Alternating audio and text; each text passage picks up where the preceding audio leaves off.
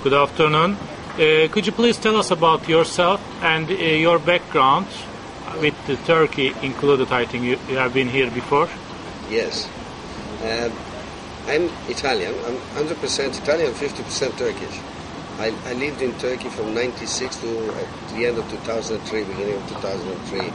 And I've been working with Ritz Carlton for the last 11 years.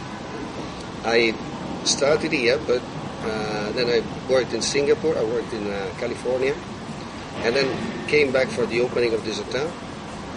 I was here till the end of 2003, worked in our hotel in Portugal, from Portugal to Barcelona, from Barcelona to Ireland, close to Dublin, and I just moved back 8 months ago to Istanbul.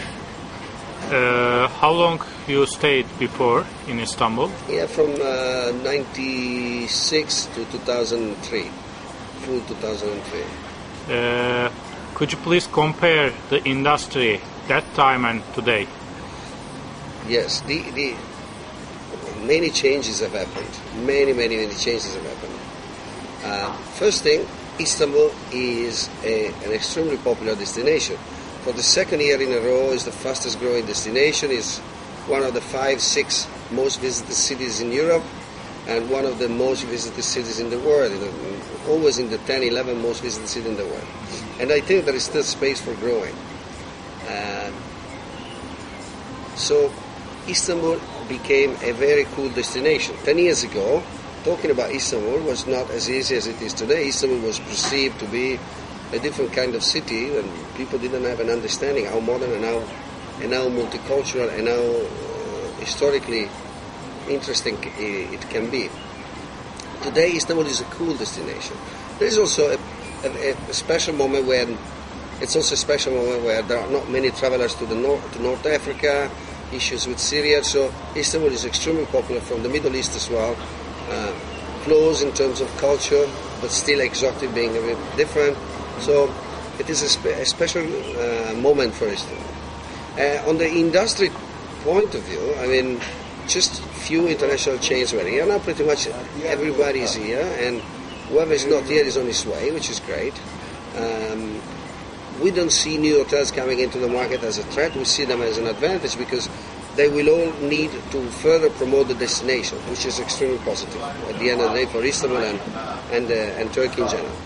Turkish Airlines, 10 years ago, there was that little tiny terminal, which is now the domestic terminals, and Turkish Airlines has dramatically helped to promote the country. They really did a very good job. Now the airport is at full capacity. It's fantastic. When we look here, I turn the video for the viewers. The view is almost same. The historical, you are looking to the historical Istanbul. Yes. What has changed in the hotel? Well, in this hotel, you mean? In this hotel? Yeah, of course, at the Ritz Carlton Istanbul. Well, the hotel is 10 years old now. It's a mature hotel, so the rooms have been fully renovated already a couple of years ago. This restaurant here is brand new. Bleu Lounge and Grill it's not the classic hotel restaurant. It's more of a lounge with a grill where people can enjoy food, can enjoy live music, chocolate cocktails, and it's open all day and at night as well. And then what has changed in the hotel as well, we are finishing our open air spa. It's a full scope open air spa.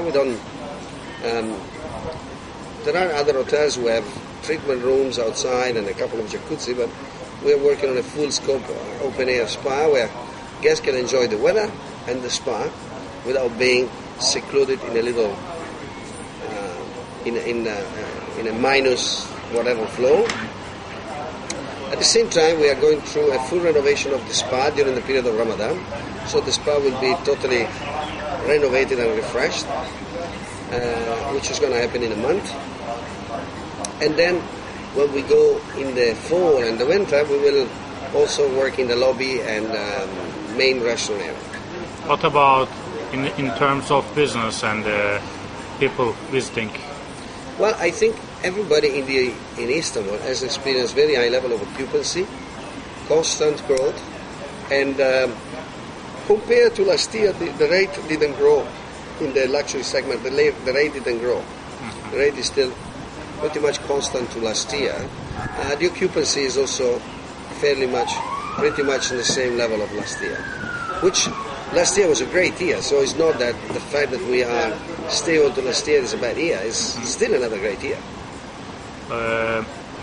And I would like to ask you what you think about the technology and the social media, how you position yourself.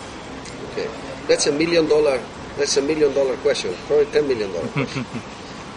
Everybody is on social media. Nobody knows exactly what kind of return it brings. Yeah. For the moment we are there, we are very active. Yasemin and our PR department are very actively working on increase our number of friends on social media. We count to be close to the 10,000 by the year end.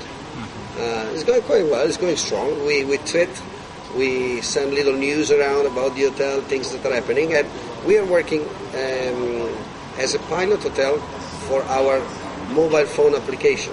So the idea is that once you arrive at the airport, you receive a message, a little video, and while you are in the hotel, you have access to all the hotel services, which include room service, menu, and all that, all in your phone. So we're working on it.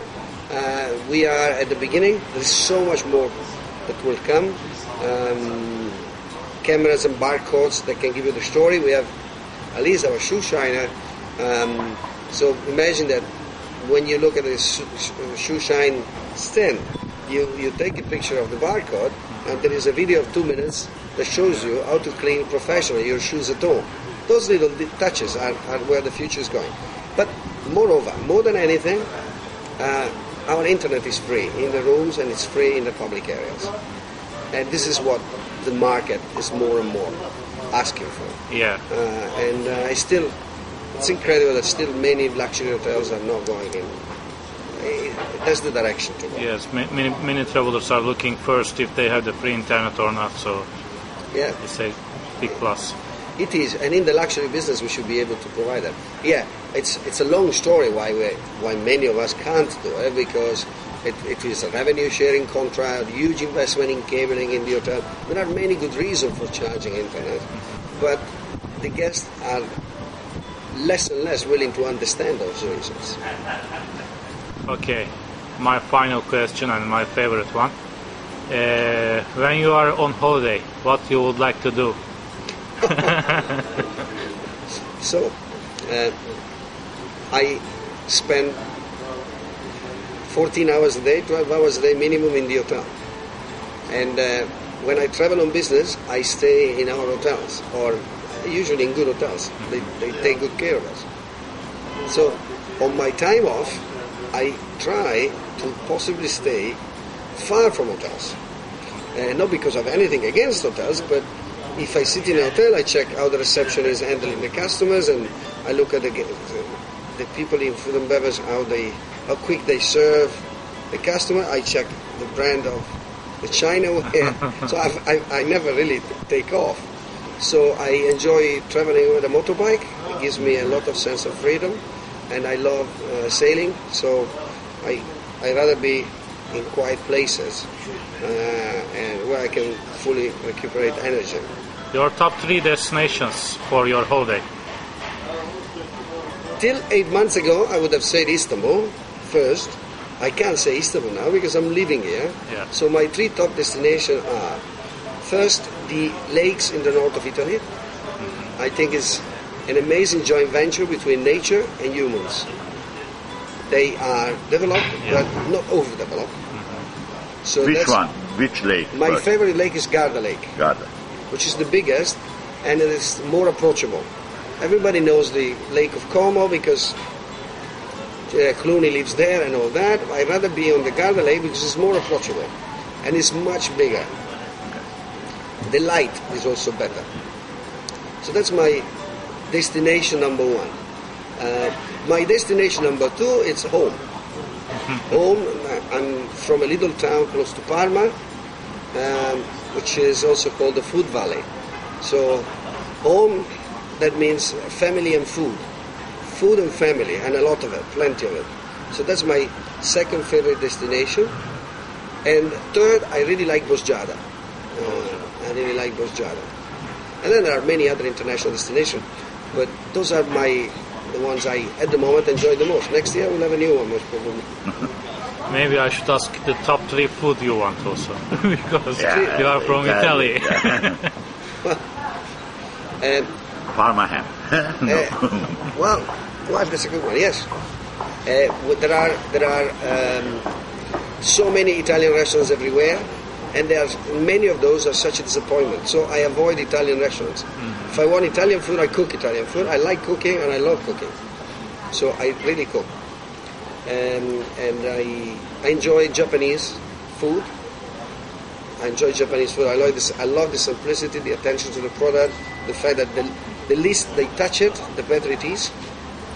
And those are my favorite things. But I also I'm very curious of every cuisine and every sort, and being in markets and try the real food, and people asking, aren't you not scared, and you're eating this, you're eating that. I try everything, and I'm curious about food. So really, I don't really have a recipe more than another. I loved Catalonia in Barcelona. It has fantastic products. What about Turkish food? Which one is your favorite? Okay, Turkish. My favorites are the zeytinyali, the vegetables, stews and all that. I'm very, very fond of those. I don't mind a kebab, but I cannot eat kebab every day. And I will never put burnt butter on top of a kebab. Although it tastes good, I have a conscience for my liver. So I love that food. We have started a program 2 months ago with a friend of mine who has a land on Bika, on the other side of the sea, and we started to grow our own vegetables. So we're going to receive our first tomatoes next week. We have planted 19 different kinds of tomatoes. I never knew that there are 4,000 types of tomatoes. Okay, so we want to have tomatoes that are really, it's 2 hours boat and half an hour truck. So when it gets out of the farm in the morning, we have it basically for lunch. So we're receiving the first tomato. I'm very excited about that, and that we will have our real food. And it tastes different. It tastes really different. Thank you very much. Do you have any add-ons? Do you want to add some more things? Yes. We need to, in the hotel industry and Istanbul as a destination, we need to work strongly and together to promote Istanbul also in the months that are historically not the best. So we need to do a better job in November. We need to do a better job in December, January, February, and March as well. We need to do a better job on that. If we need a shopping festival, we should do it in those months, not in June, that we're full anyway. And also for the month of August, we should find a way to gain back a bit of the sea. We have a lot of visitors, but they don't stay very long in Istanbul. They come here and they step over. Istanbul should become a destination where you don't go for 2 days, you go for 1 week. So we have to find new products for longer staying. You see, take Barcelona for example. I have a good experience because I lived and worked there. Barcelona 15 years ago was empty in August. Hotels would run 40% occupancy. They work on the beaches, they clean up the beaches. There are hundreds of activities on the beaches, and now people are going to Barcelona for pleasure and for summer vacation. They have a beach in front of them. Let's look at Paris. They put sand on the sand, and people go suntanning on a river, which is actually not even the greatest river ever. We have the Bosphorus, and we have no sand whatsoever anywhere. I think we need to gain back a bit of the sea experience. We have great weather. We should point at that. Barcelona now runs in the 90s in August. So it's an important thing that I would consider. What else for the winter time? I mean, the low season for Istanbul. The low what season? else? Okay, shopping fests. Well, think that Vienna is the biggest destination for conventions and conferences in Europe. Okay, we should go and check which one are the 3-4 biggest incentive destination or conference destination in Europe, 3 or 4, and see what are the clients. Let's go and get these clients for Istanbul during those months. 3GSM, Feb, it has been in Barcelona for several years. It's an incredible piece of business for the old city in the month of February. Those are the events, the fair, the activities that we need to go after. We can't create anything from scratch. We need to look at the things that are already happening, that have been happening for many years in the city, and we need to be able to offer something that is competitive. The positive side is that in the top months, airlines are full. And when it comes to lower months, and we're able to get those conferences, airlines are also much more affordable. So Istanbul is really in Europe. It's London, Vienna, and London, Istanbul. It's probably 45 minutes difference. Thank you very much. Thank you.